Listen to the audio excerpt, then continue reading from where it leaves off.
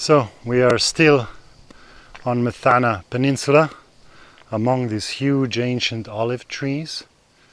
You can see one here, really old plants. And we are trying to reach that place over there,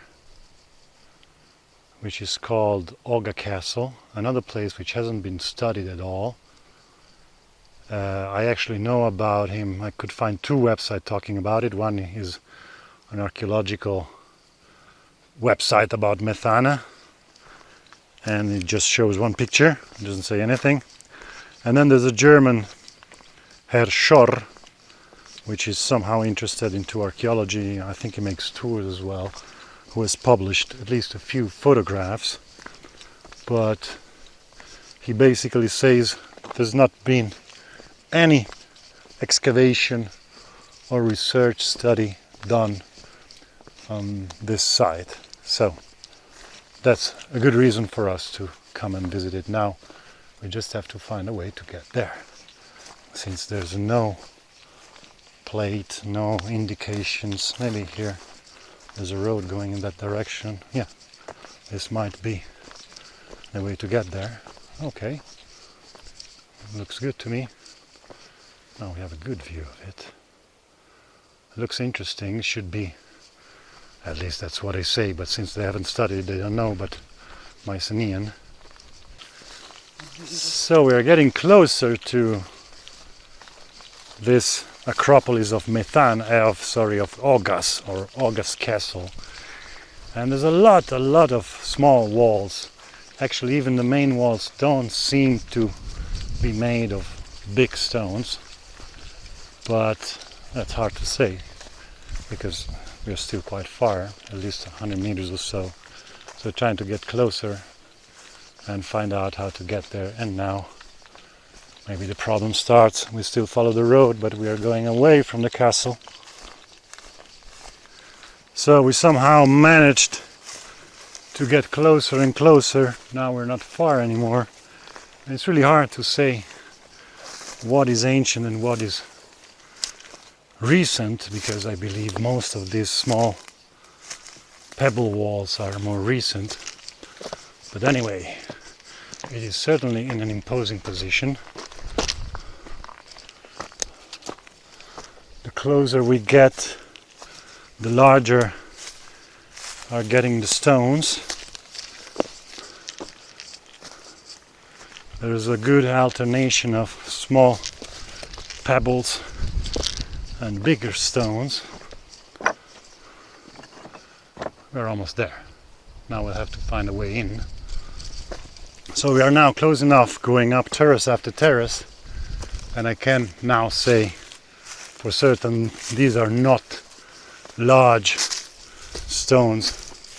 It's just, well, some are maybe 100 kilos, but nothing larger than that. And actually here I'm again at a dead end. My darling should have gone up that way, I believe, because there's the entrance here. Okay, there we go. And we are on top of Ogas Castle, almost. Now we enter the main wall. As far as I know, this place has not been documented. Only, as I said, two websites you can find online, and maybe in some archive or some archaeological place you find more. And here we find already something interesting. There's some nicely carved pieces of stone. There is a cistern here. Wow, that's a big one. That's going down at least 3 to 4 meters. As you can see, the general outlook is not very big. Stones are small, but surprise, surprise, there is something more powerful here. Maybe it's just this little part of the wall, but this wall, trying to shade a little bit the sun away, is definitely interesting. see, large stones with a hint of polygonal joint there and there. And it's, yeah, there's a few more around. Maybe there's more on the other side. Yeah, there's more here, even in the sun, which helps us make it more clear. So of course I'll show you a picture from the sky.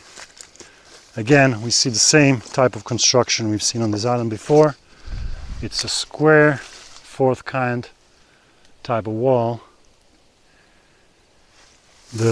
Each individual stone is convex on the outside. Just to show you in comparison, it's not so small. There's Deborah on top, so it's about 2 meters tall, the whole remains of this wall. I like this diagonal or crooked joints there going down like this. It's kind of interesting. There's more than one here. Here another one. So I am at the highest point of this castle of Ogas. You can see it's on a promontory right on the sea. See it just behind. And these are the walls you can see from here. It's about an oval. Now I'll walk on the walls a little bit so we can see it better. It's not really big. I would guess maybe 100 meters by 50, maybe even less. It's difficult to judge, but it's a round wall anyway. It's an oval wall going all around this flat area. Okay, we'll now go for a little walk on the walls.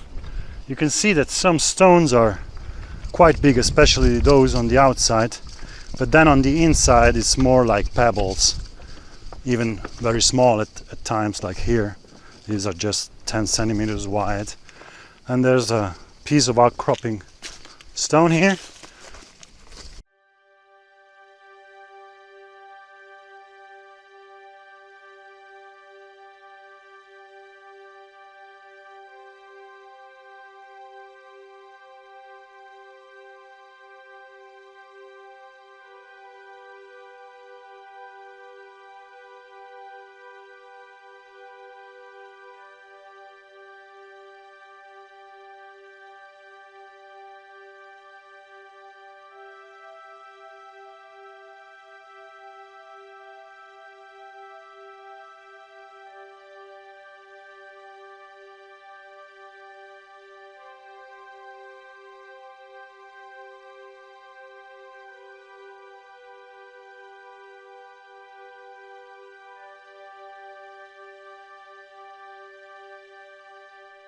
So just a few more observations here. This seems to be like a slice of a column, and actually the stones here around the water basin or cistern are actually quite big. I mean, this again looks more like what we've been looking for before. There's even a huge cup hole here. It's about 12-13 centimeters in diameter. I'm not going to go too close because it's kind of empty underneath. Here, just in the middle of the space within the wall, there's this huge block of stone, again with a nice hole in it which doesn't look natural. It's the same size as the one we saw before. A few more details here on the other wall on the east side, looking down at the sea. There's a few very big ones, but they don't seem to belong here. They seem to have been cut out. You see, got a too specific shape to be just like random. And even inside the structure, there are a few more small walls, which you can see 2 of them right now, with some of them have quite big stones on them.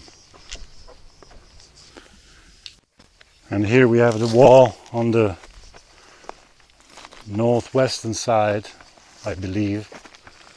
You see, not really something you would be impressed of. If it wasn't for the rest of the construction, the wall is not really something to say wow.